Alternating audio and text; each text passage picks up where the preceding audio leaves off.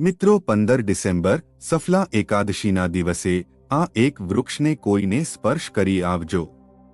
કંગાળ પણ ધનવાન બનશે, એટલી બધી ધન દોલત આવશે કે સંભાળી નહીં શકો. જન્મોજન્મની ગરીબી તરત જ દૂર થઈ જશે. વિશ્વાસ ન હોય તો આ સફલા એકાદશી સોમવારના દિવસે પ્રત્યક્ષ કરીને જોઈ લેજો. મિત્રો, આજના આ વિડીયોમાં આપણે જે ચમત્કારી દેવ વૃક્ષો વિશે વાત કરવાના છીએ. તે દેવ વૃક્ષોમાં સોમવારના દિવસે સ્વયં માતા લક્ષ્મીજીનો વાસ હોય છે અને આ વૃક્ષો તમારા ઘરની આસપાસ જ બહુ સરળતાથી મળી જશે. આ દેવ વૃક્ષો વિશે સ્વયં મહાદેવે પોતાના પ્રિય ભક્ત રાવણને કહ્યું છે કે કોઈ પણ વ્યક્તિ સાચા સમયે, સાચા મુહૂર્ત પર, સાચી ક્રિયા અનુસાર 15 ડિસેમ્બર સફલા એકાદશીના દિવસે આ વૃક્ષને સ્પર્શ કરી પાછો આવી જાય છે તો તેના ઘરમાં સ્વયં મહાદેવજી વાસ કરે છે અને તેના જીવનમાં ચાલી રહેલી ગરીબી, દુઃખ, કષ્ટ બધું સમાપ્ત થઈ જશે. જન્મોજન્મની ગરીબી તરત દૂર થઈ જશે. તમારું ભાગ્ય સાતમા આસમાને પહોંચી જશે.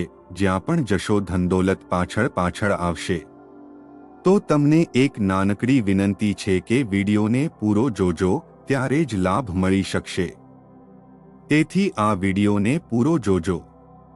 કારણ કે દોસ્તો, પૂજ્ય ગુરુજીએ હમણાં પોતાની કાલની શિવ મહાપુરાણની કથામાં જણાવ્યું કે જો તમે આખું વર્ષ પૂજાપાઠ, ટોટકા, ઉપાયો કરીને થાકી ગયા હોવ અને તમને રતિભર પણ ફાયદો ન થયો હોય તો ગુરુજીએ બહુ વિશેષ અને રામબાણ ઉપાય બતાવ્યો છે. 15 ડિસેમ્બર સફલા એકાદશીના દિવસે અમાસ પર આ વખતે 144 વર્ષ પછી દુર્લભ સંયોગમાં આકાશ લાલ થવાનું છે અને આ વખતે 2026માં 144 વર્ષ પછી મહાકુંભમાં પડવા જઈ રહી છે. મહાકુંભમાં આવેલા સાધુસંતોએ પણ આ વૃક્ષો વિશે જણાવ્યું છે. તો જે વૃક્ષો વિશે અમે તમને બતાવવા જઈ રહ્યા છીએ, જો તમે તેને અમારા બતાવ્યા મુજબ સાચા સમય અને શુભ મુહૂર્ત જોઈને અડી લો છો તો વિશ્વાસ માનજો, તમારા જીવનમાં થોડા દિવસો પછી ધનવર્ષા થવા લાગશે. પછી તમારા જીવનમાં તમને ઉન્નતિ કરતા કોઈ રોકી નહીં શકે. તમારી દરેક મનોકામના પૂરી થશે. ખુશીઓથી ભરાઈ જશે તમારું ઘર અને તમને ત્રણેય દેવ બ્રહ્મા, વિષ્ણુ, મહેશના તમને આશીર્વાદ મળી જશે. જેથી વિડીયોને લાઇક કરી, આપણી ચેનલને સબસ્ક્રાઇબ કરી કોમેન્ટ બોક્સમાં તમારા ઇષ્ટ દેવનું નામે લખજો. તો ચાલો જાણીએ કે કયા એવા છોડ છે જેમને 15 ડિસેમ્બર સફલા એકાદશીના દિવસે અળીને આવી જવાનું છે.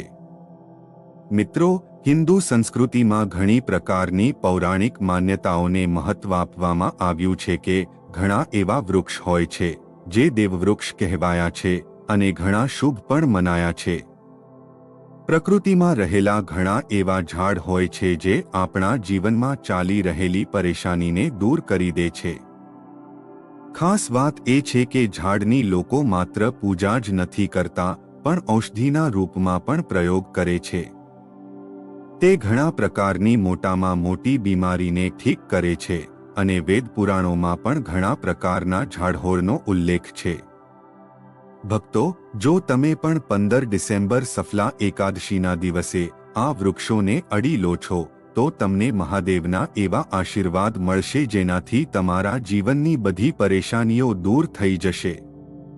મિત્રો, જ્યોતિષ માન્યતાઓ અનુસાર ગુરુજીએ કહ્યું છે કે આ એકાદશી પર સ્વયં ભગવાન ભોલેનાથ આ ચમત્કારી છોડ પર બિરાજમાન રહેશે, જેની વાત આગળ આપણે આ વિડીયોમાં કરવાના છીએ. અને જો તમે આ વૃક્ષોને અમારા બતાવ્યા મુજબ એમને અડીને આવી જાઓ છો તો એનાથી જ તમારો બેડો પાર થઈ જશે અને તે જ વખતે ત્રણેય દેવ બ્રહ્મા, વિષ્ણુ, મહેશના આશીર્વાદ તમને તરત મળી જશે. પછી તમને ધનવાન બનતા સ્વયં વિધાતા પણ નહીં રોકી શકે. અમે તે ચમત્કારી વૃક્ષોને બતાવતા પહેલા અમે તમને 15 ડિસેમ્બર સફલા એકાદશી વિશે જાણકારી આપી દઈએ, જેથી તમને તે દેવ વૃક્ષોને અડવા માટે સાચું શુભ મુહૂર્ત ખબર પડી જાય. ચાલો જાણીએ ભક્તો. જો તમારે આ સફલા એકાદશીના દિવસે ઝાડને અડવું હોય તો કોઈ પણ સમયે અડીને આવી શકો છો, તેમાં કોઈ તકલીફવાળી વાત નથી. ચાલો હવે અમે તમારો વધારે સમય બગાડ્યા વગર બતાવીએ કે કયા કયા વૃક્ષને અડવું જોઈએ. મિત્રો, આપણા હિન્દુ ધર્મમાં દેવી માતાના અનેક સ્વરૂપ કહેવાયા છે, જેમાં વૃક્ષોને પણ દેવીના સ્વરૂપ કહેવામાં આવે છે. તો આજે હું તમને એવા વૃક્ષ વિશે જણાવીશ જેમને 15 ડિસેમ્બર સફલા એકાદશીના દિવસે અડવું ખૂબ જ શુભકારી બતાવ્યું છે. એકાદશીમાં એમને અડવા માત્રથી શત્રુ દોષ, કર્જ દોષ, ગરીબી દોષ બધું સમાપ્ત થાય છે. આ એકાદશીનો દિવસ ભગવાન ભોલેનાથને પ્રસન્ન કરવા માટે સૌથી યોગ્ય દિવસ માનવામાં આવે છે. અને એકાદશીના પવિત્ર પર્વમાં કેટલાક એવા વૃક્ષો છે જે દેવ દેવી વૃક્ષ કહેવાય છે. આ દેવીના સ્વરૂપ હોય છે, માતા કાળીના સ્વરૂપ હોય છે, અને આપણા ધર્મમાં વૃક્ષોને દેવી દેવતા માનીને આપણે એમની પૂજા કરીએ છીએ, અને આપણે પૂજા જરૂર કરવી જોઈએ. વિજ્ઞાન પણ કહે છે કે વૃક્ષો મનુષ્યોને મફતમાં પ્રાણવાયુ પ્રદાન કરે છે, અને વૃક્ષ જ આપણને ઓક્સિજન આપે છે, અને આપણો જે કાર્બન ડાયોક્સાઇડ હોય છે તેને ગ્રહણ કરીને બધી પ્રકારની જેટલી પણ નકારાત્મક વસ્તુઓ હોય છે તેને પોતાની અંદર શોષી લે છે, અને આપણને તાજગી પ્રદાન કરે છે. અને 15 ડિસેમ્બર સફલા એકાદશીના સમયે કેટલાક એવા વૃક્ષ આપણા ધર્મશાસ્ત્રમાં કહેવાય છે જેમને અડવા માત્રથી વ્યક્તિના બંધ કિસ્મતના તાળા ખુલી જાય છે, વ્યક્તિનું સૌભાગ્ય ચમકી જાય છે. આપણા શાસ્ત્રોમાં વૃક્ષને બહુ જ ગુણકારી કહેવામાં આવે છે, કારણ કે એમાં સાક્ષાત દેવતાઓનો વાસ હોય છે. અનેક બીમારીઓનો ઉપચાર આ વૃક્ષમાં જ છુપાયેલો છે. વૃક્ષમાં ઘણી જડીબુટ્ટીઓ મળી આવે છે, અને ભગવાન શ્રીકૃષ્ણએ ગીતામાં સ્વયં કહ્યું છે કે વૃક્ષોમાં હું પીપળાનું વૃક્ષ છું. પીપળાના વૃક્ષને વૃક્ષોનો રાજા કહેવામાં આવે છે, કારણ કે પીપળાના વૃક્ષની જે આયુ હોય છે તે સૌથી વધારે હોય છે, સૌથી વધુ હોય છે. પીપળાનું વૃક્ષ સર્વશક્તિમાન હોય છે. પૂજા પાઠમાં એનું ખૂબ મહત્વ હોય છે. તો ચાલો આજે તમને 15 ડિસેમ્બર સફલા એકાદશીમાં અડવામાં આવતા વૃક્ષ વિશે જણાવીએ. આપણા ધર્મશાસ્ત્રમાં અનેક એવા વૃક્ષો છે જેમને કલ્યાણકારી અને મંગળકારી માનવામાં આવ્યા છે. આ વૃક્ષો ફક્ત પર્યાવરણ માટે જ નહીં પણ આપણા જીવન માટે પણ ખૂબ જ મહત્વપૂર્ણ હોય છે. ખાસ કરીને જો તમે આ વૃક્ષોને અડો છો તો તમારી બધી પરેશાનીઓ, કષ્ટ, દુઃખ અને તકલીફો ખતમ થઈ જાય છે. અમાસના દિવસે જે 15 ડિસેમ્બર સફલા એકાદશી સોમવારે છે, આ વૃક્ષોની અસર ઘણી વધી જાય છે. આ દિવસે શક્તિ ધરતી લોકમાં આવી જાય છે, અને આ દિવસે દરેક વસ્તુમાં પ્રાણ અને ચેતનાનો સંચાર થાય છે. જ્યારે આ શક્તિ પૂરા બ્રહ્માંડમાં ફેલાયેલી હોય છે તો જેટલા પણ વૃક્ષ, જીવજંતુ અને ચલચલ વસ્તુઓ છે બધામાં શક્તિ જાગૃત થઈ જાય છે. આ વિશેષ સમયમાં જો તમે દેવી સ્વરૂપ કહેવાયેલા વૃક્ષ પાસે જઈને અડી લો છો તો તમારા જીવનના બધા દુઃખ, કષ્ટ, રોગ અને પરેશાનીઓ સમાપ્ત થઈ જાય છે. ખાસ કરીને કાલ સર્પ દોષ, મંગળ દોષ અને રાહુ દોષ જેવી સમસ્યાઓ તરત જ પોતાની અસર છોડી દે છે અને પૂરી રીતે સમાપ્ત થઈ જાય છે. ભક્તો, આજે તમને 4 થી 5 દેવ વૃક્ષો વિશે જણાવવા જઈ રહ્યા છીએ જેમને આપણા ધર્મશાસ્ત્રમાં બહુ મહત્વપૂર્ણ માનવામાં આવ્યા છે. આ ચારેય વૃક્ષો તમારા જીવનમાં સુખ, સમૃદ્ધિ અને ખુશહાલી લાવવા માટે ખૂબ જ પ્રભાવશાળી હોય છે. 15 ડિસેમ્બર સફલા એકાદશીનો પર્વ એવો છે જ્યારે તમારે લાંબી પૂજા પાઠ કરવાની જરૂર નથી હોતી. બસ જો તમે આ વિશેષ વૃક્ષોને અમાસના દિવસે સાચી રીતે અડી લો છો અને આશીર્વાદ લો છો તો તમારી બધી સમસ્યાઓ અને ગરીબી ખતમ થઈ શકે છે. આ વૃક્ષો એટલા શક્તિશાળી હોય છે કે તમે પોતાની આંખોથી એમની અસર જોઈ શકો છો. અને ખાસ વાત એ છે કે આ બધા દેવવૃક્ષો તમારી આસપાસ સરળતાથી મળી શકે છે, તો હવે આપણે વાત કરીએ કે એ કયા 3 વૃક્ષો છે જેમને આપણે 15 ડિસેમ્બર એકાદશીના દિવસે અડીને આવવાનું છે. તો મિત્રો, પહેલું વૃક્ષ છે બીલીનું વૃક્ષ, જેને આપણે ખાસ કરીને પૂજામાં વાપરીએ છીએ. એકાદશીના દિવસે બીલીનું ઝાડ સૌથી મહત્વપૂર્ણ માનવામાં આવે છે. ભગવાન શિવને બીલીના પાન અત્યંત પ્રિય છે અને તેમને શિવલિંગ પર બીલીપત્ર અર્પણ કરવાથી વિશેષ પુણ્યની પ્રાપ્તિ થાય છે. બીલીનું ઝાડ શિવના પૂજન માટે અત્યંત પવિત્ર માનવામાં આવે છે. બીલીના પાનનો ઉપયોગ ભગવાન શિવના પૂજનમાં વિશેષ રૂપથી કરવામાં આવે છે. બીલીનું વૃક્ષ માતા પાર્વતીના પરસેવાથી ઉત્પન્ન થયું અને સ્કંદ પુરાણ અનુસાર આ વૃક્ષ દેવી સ્વરૂપ માનવામાં આવ્યું છે, એટલે કે આ નવદુર્ગાના સ્વરૂપ છે.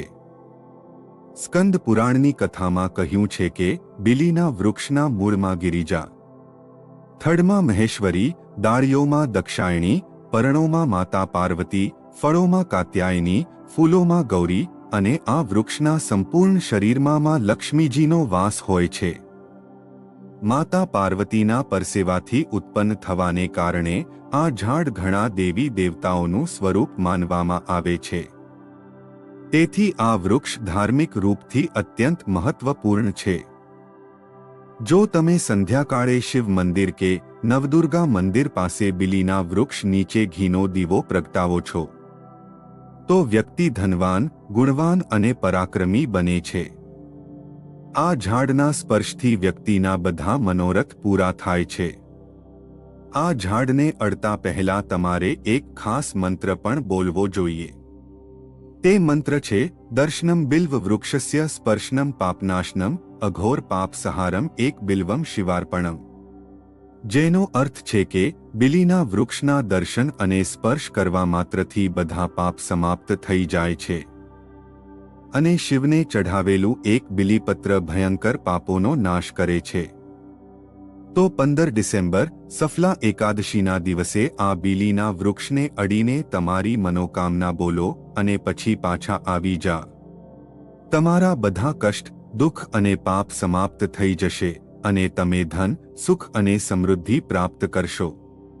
મિત્રો, હવે તમને બીજા છોડ વિશે જણાવીએ, જે પણ બહુ મહત્વપૂર્ણ છે.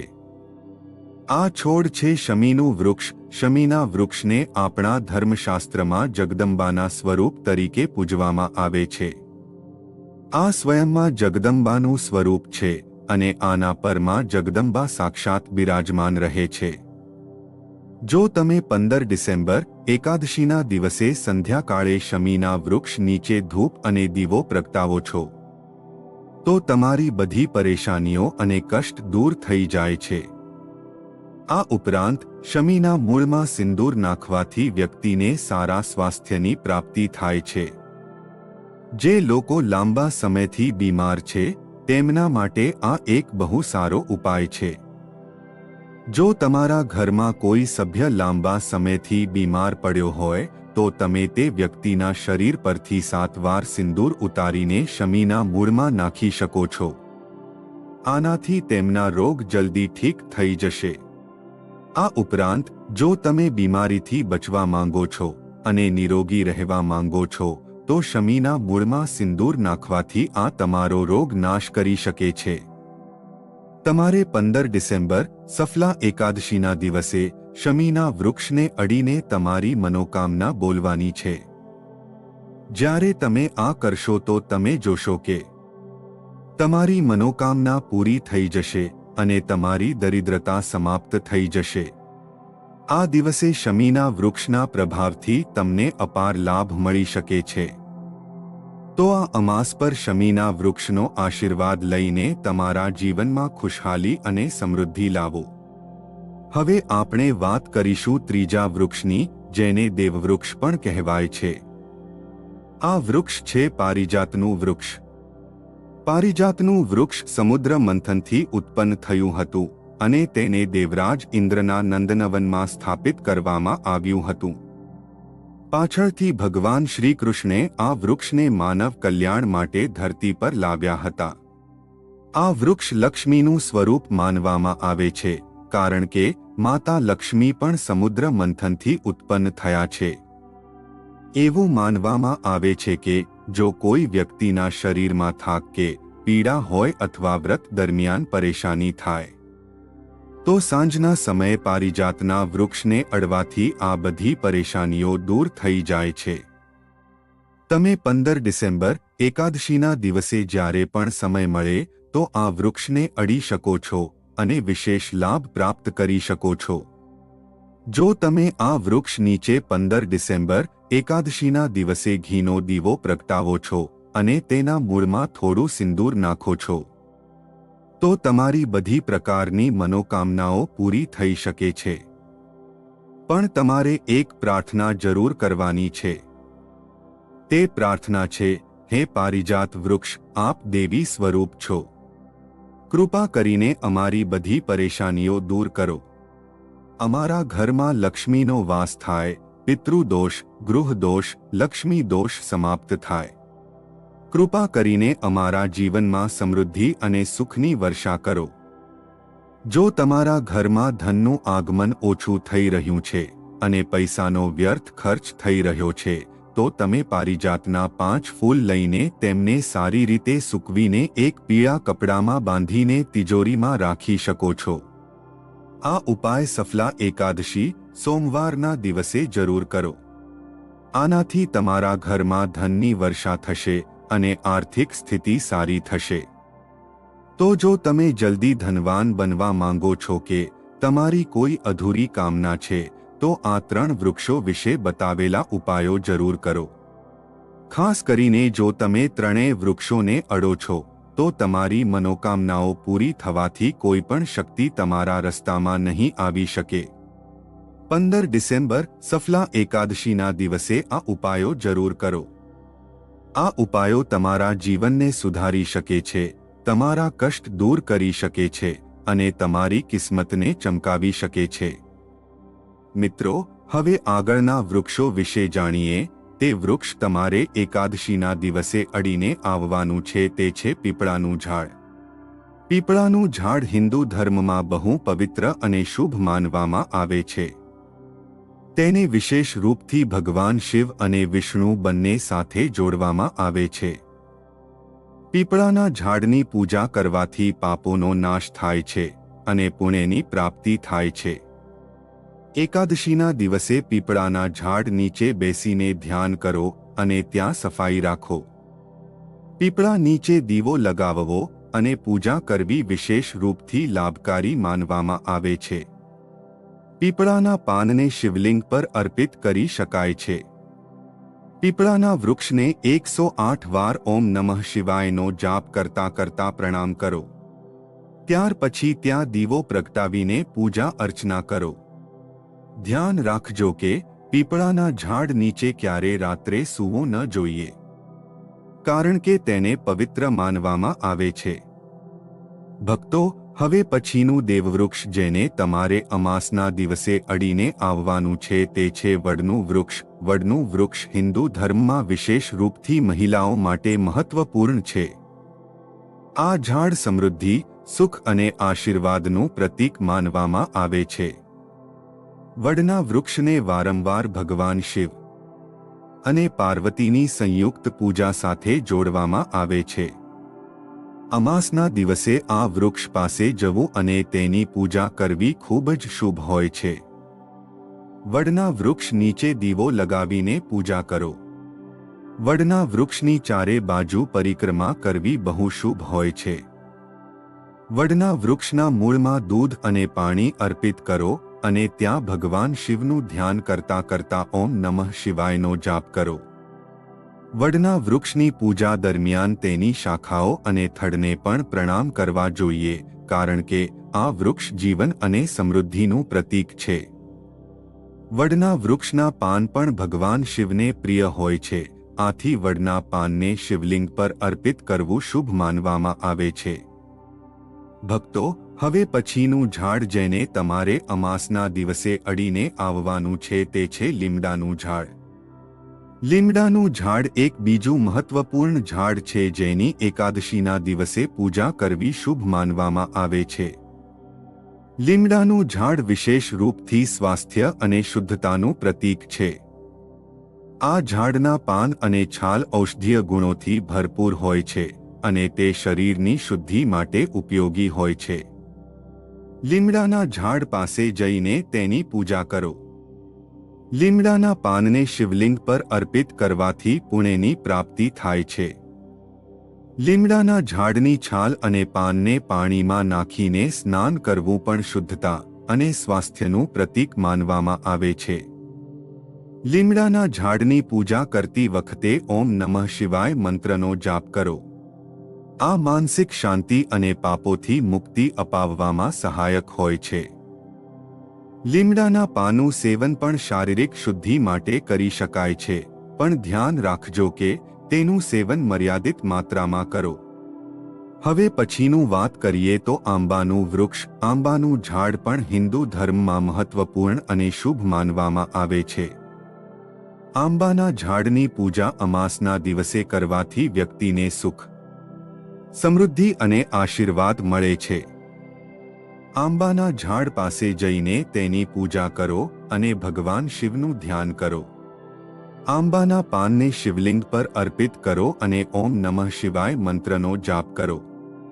આંબાના ઝાડને શિવના પૂજનમાં વિશેષ રૂપથી ઉપયોગ કરો, કારણ કે આ ઝાડ શુભ અને સમૃદ્ધિનું પ્રતીક માનવામાં આવે છે.